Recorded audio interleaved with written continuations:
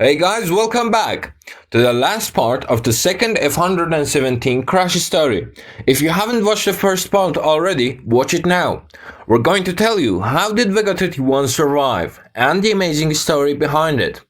And if you liked our content so far, subscribe and don't forget to ring the notification bell so you wouldn't miss the videos. Also, there aren't enough pictures and videos for this part of the story, so it'll be like a podcast kind of thing. But still, it is fascinating and the amazing story, so let's start then. Captain James L. Cardoso was MH-53M PAVE Low Flight Lead Commander. The captain said when the word came that the pilot was down, it was shocking, he explained, because 1. It was quick, only the third day in there. 2. It was an F-117A. And 3. Because you start thinking, my gosh, I may actually use the years of training I've gone through in a real-world situation. Lieutenant Cole Stephen J. Lucien was the 55th SOS commander and would serve as helicopter rescue mission commander during the F-117A rescue.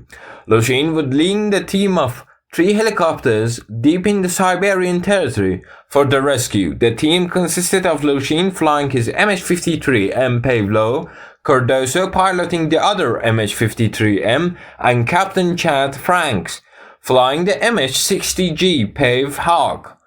Frank's MH-60 PAVE Hawk was to perform the actual pickup, while the 2 MH-53M PAVE Lows circled overhead, providing air cover. At that time, the rescue team only knew that the Vega 31 was confirmed down. They knew they would be heading somewhere into the bad guy land, but they didn't know specifically where. Cardoso later said, "We were anxious to get the job done, and when we got the execute call, we were focused, not afraid. We knew we only had one chance and this guy was depending on us."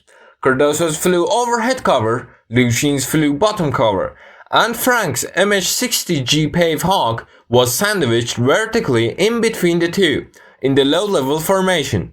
The formation, flying just 100 feet above the ground, avoided multiple towers and sets of wires with only half a mile visibility.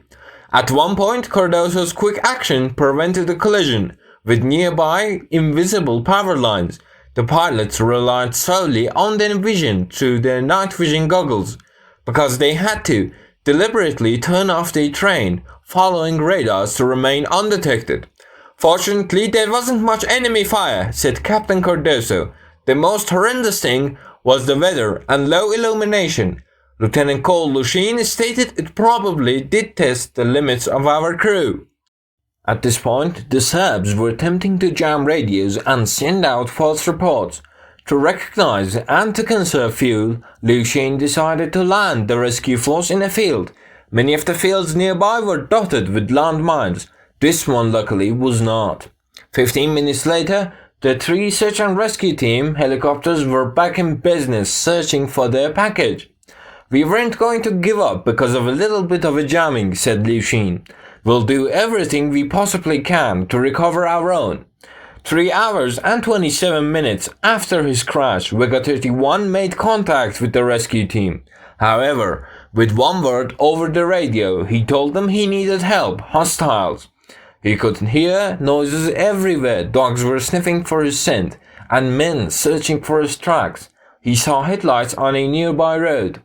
Lucien later told ABC News Nightline, "I really questioned whether we're going to be able to get him or not." Cherry flew his A-10 while battling constant communication jamming and intrusion. Bad weather repeatedly targeting his aircraft by the same SA-3 and SA-6 surface-to-air missiles that had shot down the Vega 31, and the threat of enemy MiGs only a few miles away. At extreme risk to his life, Cherry overflew unknown Serbian territory while fully exposed to the surface-to-air threats until he positively identified the downed pilot and his location. Cherry deceived enemy radar and concealed the intended pickup site by leading his formation away from downed pilot's position and into the SA-3 and SA-6 lethal ranges. Critically low on fuel, Cherry refused to abandon his post. With his impassable courage, he stayed in an increasingly hostile environment to be close to the downed pilot until the rescue. On the ground, Vega 31 was having problems with his equipment. Serb forces has intercepted his radio messages to the rescue team and were closing in on him. His infrared strobe light was not working.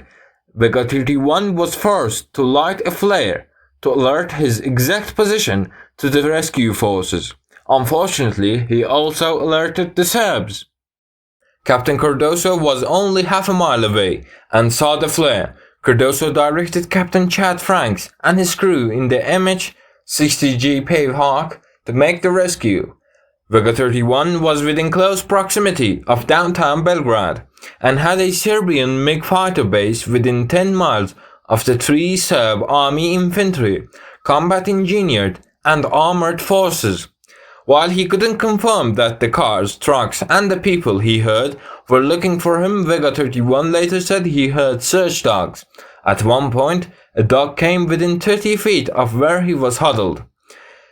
The parachuteman quickly jumped out of the back of the MH-60G Pave Hawk and secured a perimeter. Within minimal communication but careful and discreet authentication of his identity, the search and rescue team rushed Vega 31 on board the MH-60G Pave Hawk before any enemy response could occur. In numerous debriefings over the next week, the pilot spoke of this endurance, alongside with his determination to survive and evade. The pilot said he purposely wasn't optimistic about a timely extraction, and was prepared for a potential capture. "I knew I was very deep into Siberian territory," said the bandit. "I had guessed my position was within 20 miles of Belgrade.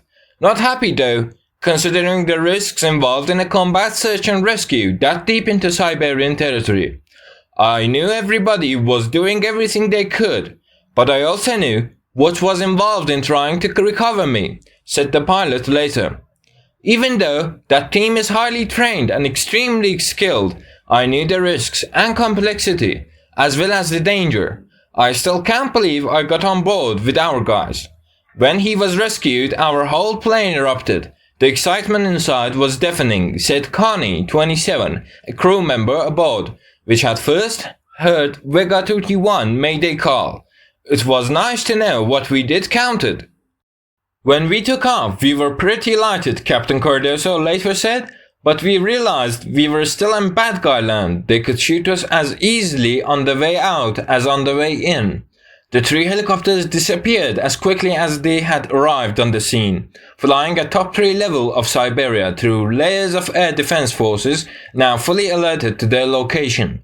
Captain Frank's MH-60G Pave Hawk was again sandwiched between Lieutenant Cole Lushin's and Captain Cardoso's, vertically, so as to give the maximum protection from SAMs to the MH-60G Pave Hawk in the middle, and therefore Vega 31 on board.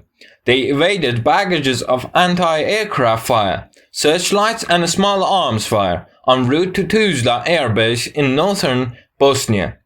After half an hour, they picked up Vega 31. The rescue team arrived at Tuzla AB, concluding a 5.5-hour mission.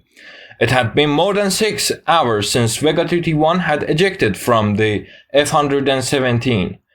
The mission was very long and it was an emotional time in that respect, said Captain Cardoso. Lieutenant Cole Lushin said, "This mission was grueling in respect to physical and emotional stress. It was longer than we expected and had many unknowns. By the end of the mission, people were just drained. It was daring to say the least. And they did a good job. Obviously, it's gratifying to finally get to do the job. It's what we spent years training and preparing for, and it's tremendously rewarding when you see it paid off." At Aviano Air Base, Italy, a crowd greeted Vega 31 upon his arrival. Among the crowd was fellow F-117A pilots, maintenance personnel, and the pilot who had just landed after spending 6 or more hours in the air supporting the rescue. Among the first to greet the rescued pilot at Aviano was the airman who had given Vega 31 the American flag. Amid the hugs, backslapping and handshaking, The F-117 pilot spotted her in the crowd and reached into his flight suit to reveal the flag he had promised to return to her. "When we heard he was down," said the airman, "it was as if we lost a family member. These guys aren't just pilots to us. We know their families, and they know ours." People have asked me if I was thinking about the flag I had given him. I wasn't thinking about it at all. I just wanted him back. President Clinton called the pilot of the F-117 and praised him for his bravery. From Camp David Presidential Retreat in Maryland, Clinton also made calls to several members of the rescue team and congratulated them. That was it for this video. Honestly, this story was incredible. The bravery, the hope, and people standing out for each other is amazing in any form. Hope you all enjoyed it as I did. And again, don't forget to subscribe and stay with us not to miss the videos.